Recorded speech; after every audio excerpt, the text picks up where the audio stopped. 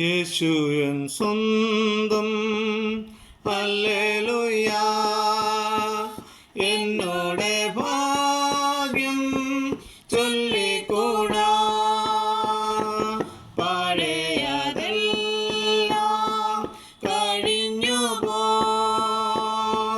കണ്ടാലും സർവം പുതിയതാ.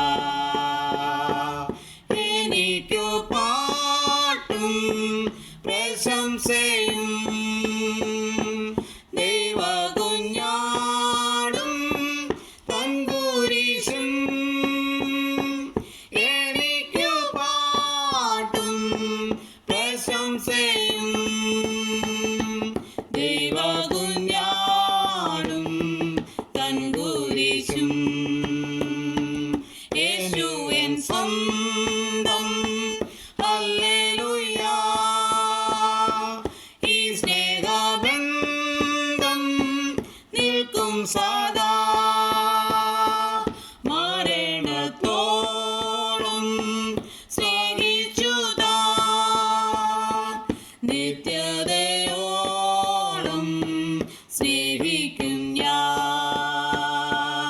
എനിക്കു പാട്ടും പ്രശംസയും ദൈവകുഞ്ഞാടും തൻകുരിശും. എനിക്കു പാട്ടും പ്രശംസയും ദൈവകുഞ്ഞാടും തൻകുരിശും. യേശു എൻ സ്വന്തം, ഹല്ലേലൂയ. ഞാൻ നിന്റെ സാധ്യം എൻ്റെ രക്ഷകാ, നീ എൻ കർത്താവും സ്നേഹിതനും ജീവദാതാവും സകലവും. എനിക്കു പാട്ടും പ്രശംസയും ദൈവകുഞ്ഞാടും തൻകുരിശും. എനിക്കു പാട്ടും പ്രശംസയും ദൈവകുഞ്ഞാടും തൻകുരിശും. കർത്താവായ യേശുക്രിസ്തുവിന്റെ നിസ്തുല്യ നാമത്തിൽ എല്ലാ പ്രിയ ശ്രോതാക്കൾക്കും സ്നേഹവന്ദനം അറിയിക്കുന്നു. ഇന്നത്തെ നമ്മുടെ ചിന്തയ്ക്കായിട്ട് ഗലാത്യലേഖനം 6-ാം അധ്യായം 14-ാം വാക്യത്തെ ആസ്പദമാക്കി, എനിക്കോ നമ്മുടെ കർത്താവായ യേശുക്രിസ്തുവിന്റെ ക്രൂശിലല്ലാതെ പ്രശംസിപ്പാൻ ഇടവരുത്. അപ്പോസ്തലനായ പൗലോസ് ഗലാത്യർക്ക് ലേഖനം എഴുതി അവസാനിപ്പിച്ചപ്പോൾ പറഞ്ഞ ഒരു വാചകമാണ് മുകളിൽ ഉദ്ധരിച്ചിരിക്കുന്നത്. നമ്മൾ ദൈവിക ശുശ്രൂഷകൾ ചെയ്യുമ്പോൾ ആരെങ്കിലും നമ്മളെ പ്രശംസിക്കുമ്പോൾ ഓർത്തുകൊള്ളണം പൗലോസ് പറഞ്ഞ ഈ വാക്കുകൾ. എനിക്കോ നമ്മുടെ കർത്താവായ യേശുക്രിസ്തുവിൻ്റെ ക്രൂശിലല്ലാതെ പ്രശംസിക്കാൻ ഇടയാകരുത്. യേശുക്രിസ്തുവിൻ്റെ ക്രൂശിലെ മരണം ഇല്ലായിരുന്നെങ്കിൽ നമുക്ക് ദൈവിക ശുശ്രൂഷകളില്ല. അപ്പോൾ യേശുക്രിസ്തുവിൻ്റെ ക്രൂശിലെ മരണമാണ് നമ്മെ ദൈവിക ശുശ്രൂഷകൾ വഴി തുറന്നത്. അങ്ങനെ ദൈവത്തിൻ്റെ ശുശ്രൂഷകൾ നാം ചെയ്യുമ്പോൾ ആരെങ്കിലും നമ്മെ വാനോളം പുകഴ്ത്തുവാനോ ഉയർത്തുവാനോ ശ്രമിക്കുമ്പോൾ ദൈവസന്നിധിയിൽ മൗനമായിരുന്ന് ദൈവമേ അവിടുത്തെ ക്രൂശിലൂടെ മാത്രമുള്ള പ്രശംസയാണ് ഞാൻ അർഹിക്കുന്നത് എന്ന് പ്രാർത്ഥിക്കണം. പൊതുവേദികളിൽ ഇടയ്ക്ക് കയറി പറവാൻ സാധ്യമല്ലല്ലോ. എല്ലാം നന്നായിരിക്കണം. നമ്മെ മറ്റുള്ളവർ പ്രശംസിക്കുകയും അഭിനന്ദിക്കുകയും ചെയ്യുമ്പോൾ നമ്മുടെ ഹൃദയത്തിൽ നിഗളമുണ്ടാകാൻ സാധ്യത കൂടുതലാണ്. അതിനാലാണ് പൗലോസ് അപ്പോസ്തലൻ 2 കൊരിന്ത്യർ 12:7 പറഞ്ഞിരിക്കുന്നത്, വെളിപ്പാടുകളുടെ ആധിക്യത്താൽ ഞാൻ അതിയായി നിഗളിച്ചു പോകാതിരിക്കേണ്ടതിന് എനിക്ക് ജഡത്തിൽ ഒരു ശുക്ലം തന്നിരിക്കുന്നു. വീണ്ടും അപ്പോസ്തലൻ പറയുന്നത്, ഞങ്ങൾ സങ്കല്പങ്ങളും ദൈവത്തിൻ്റെ പരിജ്ഞാനത്തിൻ്റെ വിരോധമായി പൊങ്ങുന്ന എല്ലാ ഉയർച്ചകളും പിടിച്ചു കളഞ്ഞ് ഏത് വിധേനയും ക്രിസ്തുവിനോടുള്ള അനുസരണത്തിനായിട്ട് പിടിച്ചടക്കി എന്ന്.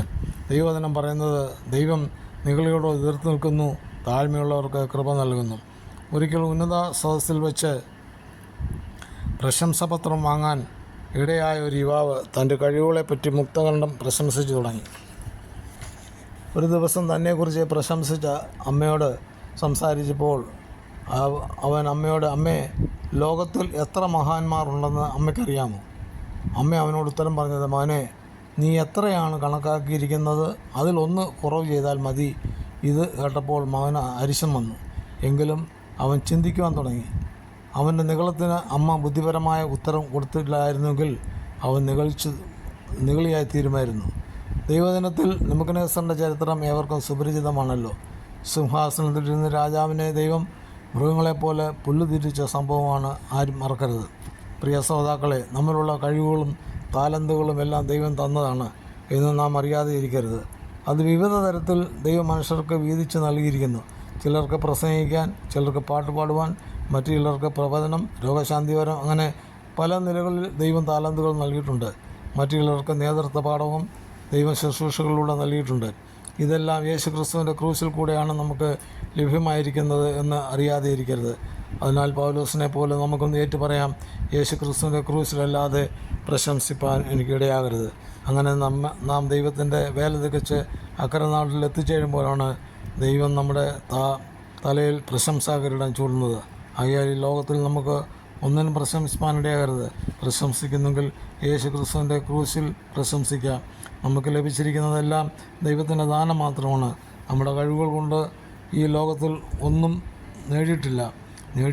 നേടിയെന്ന് ചിന്തിച്ചാൽ നെബൂഖദ്നേസറിൻ്റെ അനുഭവമായിരിക്കും പിന്നെ ഉണ്ടാകുക. ആകയാൽ ദൈവങ്ങളിൽ താഴ്മയോടും വിനയത്തോടും കൂടെ ആയിരിക്കാൻ ദൈവമായ കർത്താവ് എവിടെയും ജീവിതത്തിലിടയാക്കട്ടെ. ദൈവം എവരെയും ഈ ചെറിയ ഇന്ത്യയിൽ അനുഗ്രഹിക്കട്ടെ. തിരുവചന ഭാഗങ്ങൾ തുടർന്നും ലഭിക്കുവാൻ ഈ വീഡിയോ ലൈക്ക് ചെയ്യുക, ഷെയർ ചെയ്യുക, സബ്സ്ക്രൈബ് ചെയ്ത് സപ്പോർട്ട് ചെയ്യുക. തുടർന്നുള്ള തിരുവചനങ്ങളുമായി നമുക്ക് വീണ്ടും കാണാം.